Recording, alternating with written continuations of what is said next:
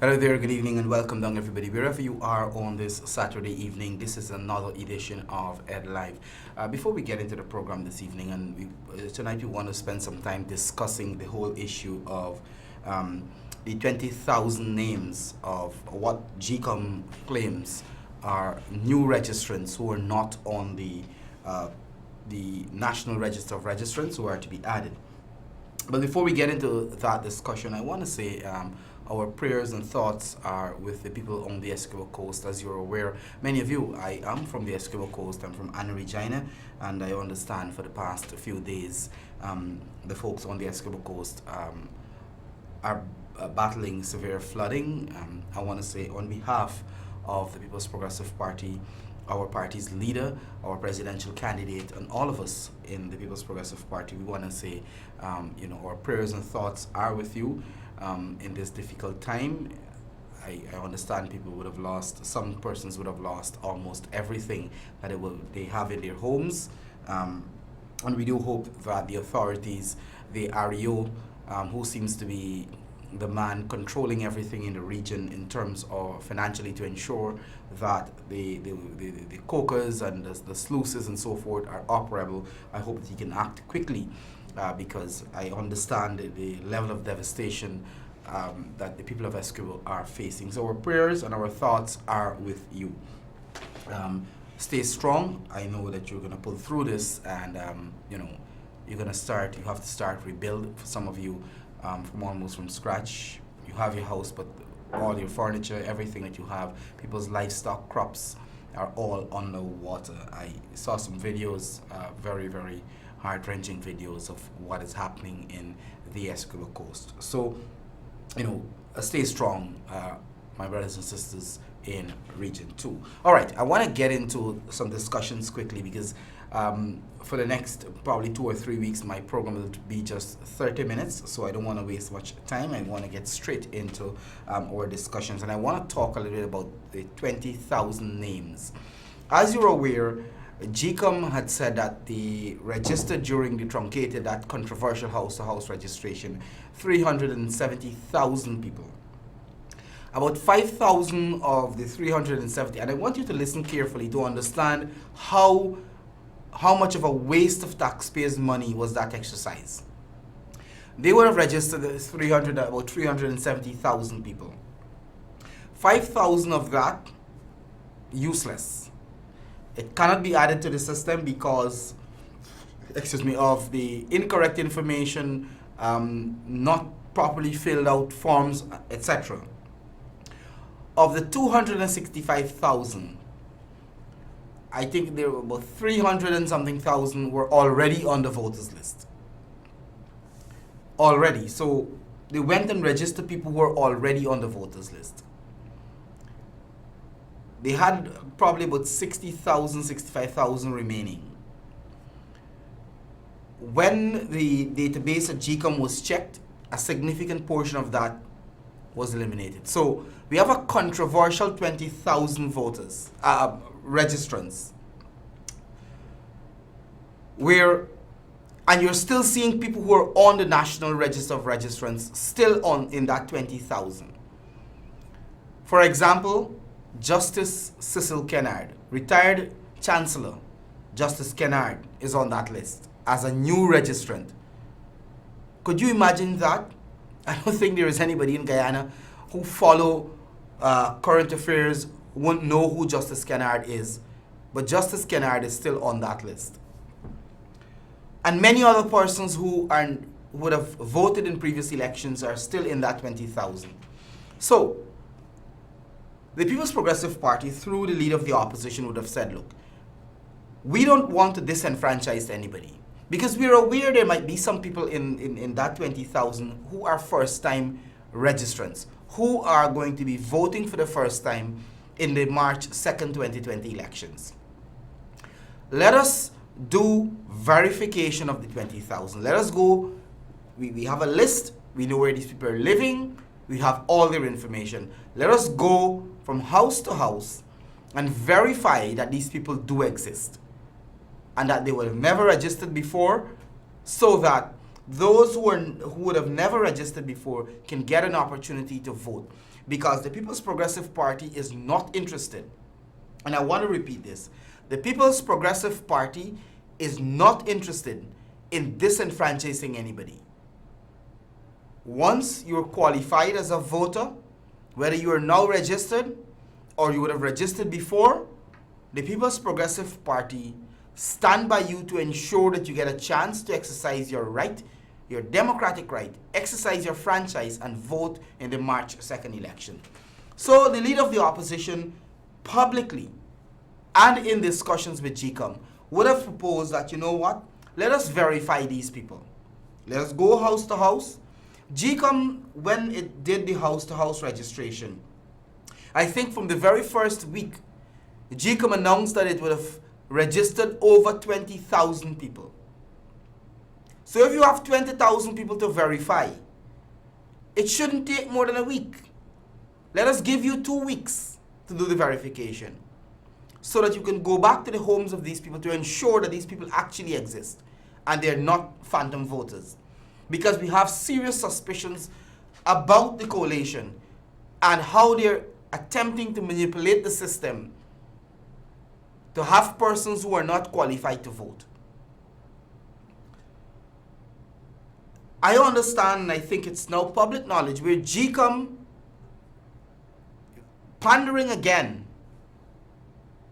to Vincent Alexander and the others who are representing the PNC on the commission to say, let us do a sample. They want to do a sample of 10% of the 20,000. What that means, I want to explain this. I want you to get a good understanding. You have 20,000 persons, you do 10% of that, it means you're sampling 2,000 people. No explanation as to how the sampling would be done. And we're not interested in the sampling. The PPP is not interested in sampling just 10% of the 20,000 voters. We believe, and we hold firm to this view, that every single person on that list of 20,000 can be verified within a week. And I'm moving outside of the position that the leader of the opposition and the other leaders in the party would have established to say, I'm giving you a maximum of 2 weeks to go back to those persons and verify them.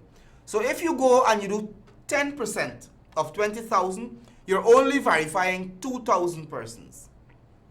You're only verifying 2,000 persons. What happened to the other 18,000? As you are aware, it's just over 5,000 votes gives you a seat. You're talking about 3 seats of unverified voters.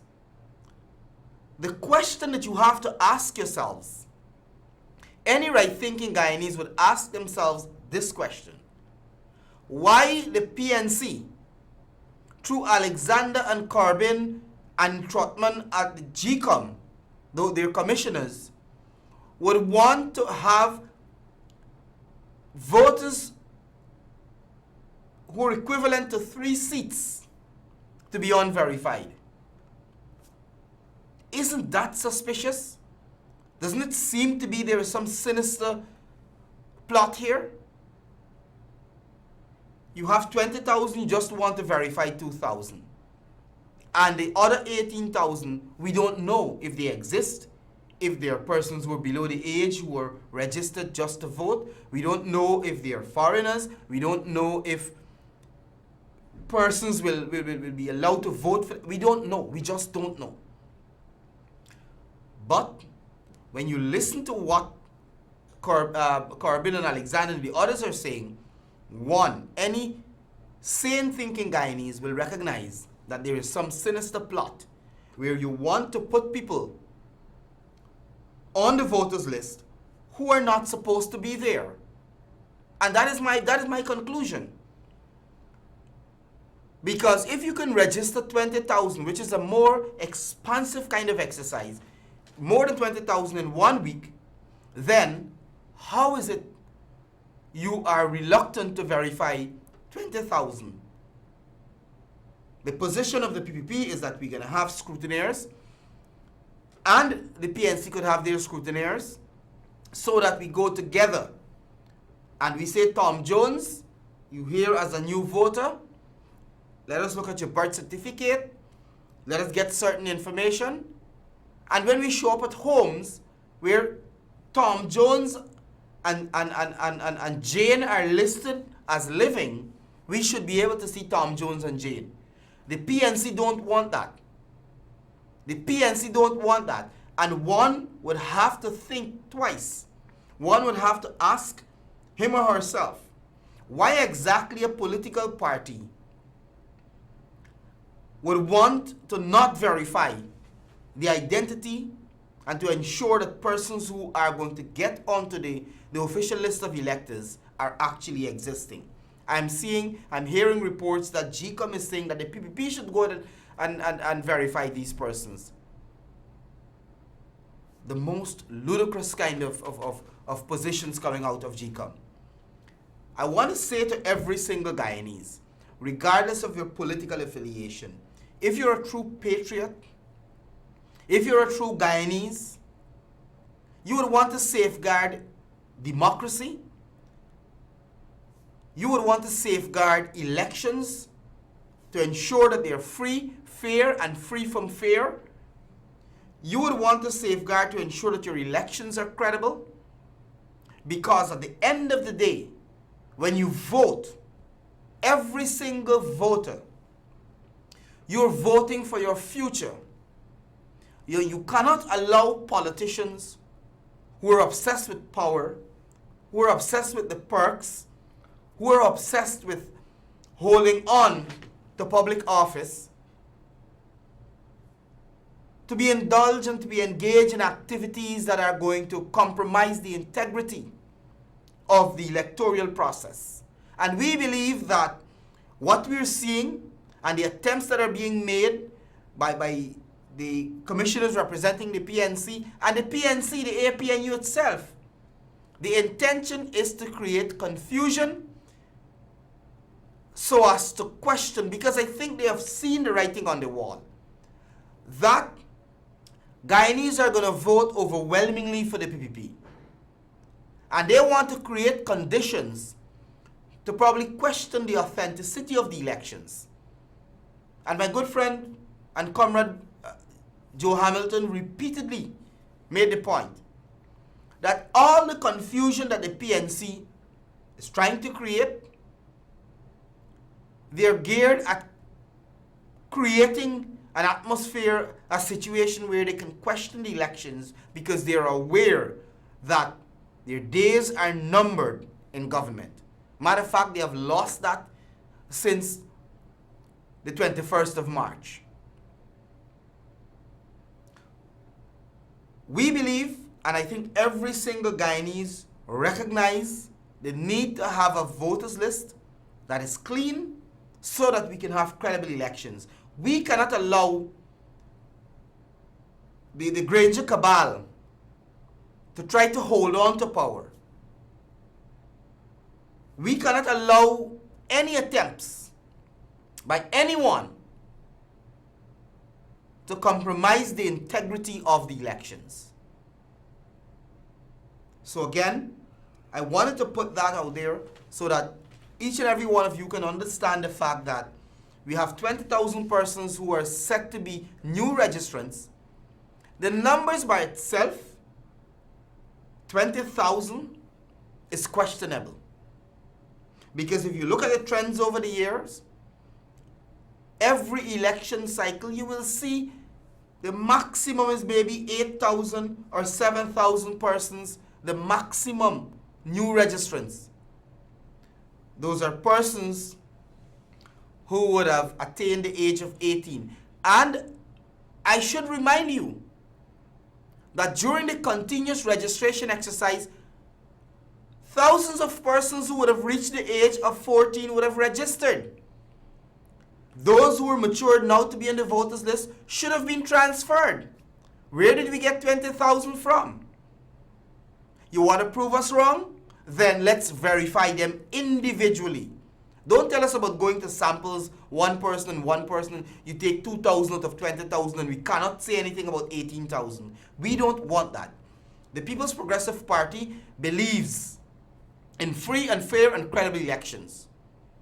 We believe that every single Guyanese who would have attained the age of 18 years by the qualifying date should be allowed to vote. Having said that, we believe that we must safeguard our elections. We must ensure that our voters list is clean and that the PNC, in its usual way, is not given a chance to compromise the elections. So again, we expect and we hope and we ask that every single Guyanese recognize the intentions of the PNC. The PNC has a history of rigged elections in this country. You can go and you can read. The younger persons, I encourage you to go and read, to look at the BBC documentary that is called The Making of a Prime Minister. Go on YouTube and search for it. You will see what we endure, what this nation, what this country endured under the PNC rule. And we're seeing signs of the very thing coming from Granger. We have to, in the 21st century, we cannot allow anyone to seize our elections. We cannot allow anyone to hold on to power without being legitimately elected. They have done it since the 21st of March. This illegal cabal, this illegal government of Granger and the others who are only concerned about kickbacks and who are only concerned about perks and who are only concerned about holding on to power. We have to ensure as a people that we safeguard and we protect our democracy. I have just maybe about, 5 minutes or so to go, operator. I want to encourage each and every one. Our leaders are out on a daily basis. Every single leader and activist in the People's Progressive Party are coming to your community. We are talking to you. We want to hear from you. We want to hear how together we can build this country. As you're aware, our presidential candidate is campaigning on a theme, Stronger Together for a Better Guyana.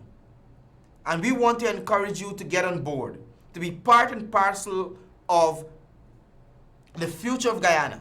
The future of Guyana is not just for you and I. It is for our children, our children's children. We have seen nakedly the incompetence, the cronyism, the corruption, and the failures of the APNU AFC. They have not done anything to move our country forward, to uplift or to better the standard of living of our people. Nothing. What they have done is to better their standard of living, where some of them are able to build sprawling mansions on 3 house lots, where some of them are taking monies from state agencies and Chinese companies are transferring monies into their accounts, and Lexus are being bought at $30-odd million months before elections. Some of them are living the good life while you are suffering as a result of a good lie. The People's Progressive Party has a track record. We have a track record of developing a country. The People's Progressive Party took over a country in 1992 that was bankrupt. Our infrastructure were dilapidated. And I think I mentioned in a previous program, I attended the C.V. Noons Primary School on the Essequibo Coast. And I could recall in the 80s, while attending primary school, when it starts to rain, you have to find a corner. I could recall the Essequibo Road being called the Abortion Road because of the state of that road, where it was taking you 5 times. The time that you take to travel from Anna Regina to Suddy, at that time you were taking about 5 times the time that you travel now. I recall on the Essequibo coast, I came from an area where it was state lands. People were not being given house lots, and I'm speaking to the comrades and the brothers and sisters on the Essequibo coast of the Anna Regina area, where when you put up your house, the Ministry of Works used to send persons to push down your house because you don't have land, and they weren't giving house lots. The Anna Regina New Housing Scheme, the Tusha New Housing Scheme, the Underneaming Housing Scheme, the Charity New Housing Scheme, the Lima Sands Housing Scheme on the Essequibo Coast, and you can come down, the Providence Housing Scheme, the Eccles Housing Scheme right here, the Diamond Housing Scheme, the housing schemes in Linden, the housing scheme in West Berbice, in East Berbice, in Region 3, Parfait Harmony, in the interior, in all the regions. They were all developed by the People's Progressive Party. Many of them under the stewardship of Dr. Irfan Ali. You look at the roads in this country, look at the 4-lane highway on the East Bank on the East Coast, look at the West Demerara Road, look at the hospitals, look at the ophthalmology center in Berbice. Let Granger and his cabal come to us and say to us what they have done in 4 years, going to 5 years. The People's Progressive Party has a track record of putting the people of this country first. We have worked tirelessly as a political party in government to ensure we uplift the standard of living, to ensure that every single Guyanese benefit, to ensure that your lives are better, to ensure that your children's lives are better. We have improved our education system. It is under the People's Progressive Party, under Priya Manik Chanda's Minister of Education, where Guyana attained universal primary education and was on course to attain universal secondary education. We were supposed to do it in probably 2 years after 2015. Almost 5 years, and haven't heard a word from the APNU AFC to say that, oh, we've achieved something in education. Granger, bus, bicycle, they took away the $10,000 cash grant from the children. Monies that could have helped to not only fund the children going to school. There are many kids who probably were living in not the best conditions. And those monies were going towards improving the conditions in which they were living. It was going towards helping them to have access to internet, to have access to so many other things. We did the one laptop per family, where we were ensuring that every single family in Guyana, regardless of your political affiliation, regardless of your ethnicity, regardless of your economic status, that every single Guyanese family would have had access to a computer and eventually access to the internet. We have been able to attract foreign investment in this country, tremendous foreign investment. We have been able to attract, to stimulate the local business community to invest in this country. We have ensured that people were living safely. Today, you have the president, Granger, the caretaker president, and the others saying, it's petty crime on the increase. People are being murdered. People are being robbed. Gunmen are roaming the streets as they like, and they call it petty crimes. Brothers and sisters, I encourage you on March 2nd, when you're required to cast your ballot, that you do so taking into consideration track record. And you will see, clear as day, that the People's Progressive Party would have transformed this country. We cannot allow a group of people to manage this country, excuse me, especially when we are about to experience forced oil, where tremendous wealth is expected to come into this country. People who intend not to go publicly, to go through the procurement process of ensuring you identify someone to sell our oil that we're supposed to get from the operations, but rather persons who say, you guys come in, let's sit down and talk face to face. I read an article. I was looking at something. I don't know if I can find it. I was looking at a story where they said it's unprecedented. It never happened really. It's not a norm where you invite the people who you want to sell to come and meet you. Most of their trading done on online platforms where you do all your transactions. But these guys are inviting them. It's about the perks. It's about the kickback.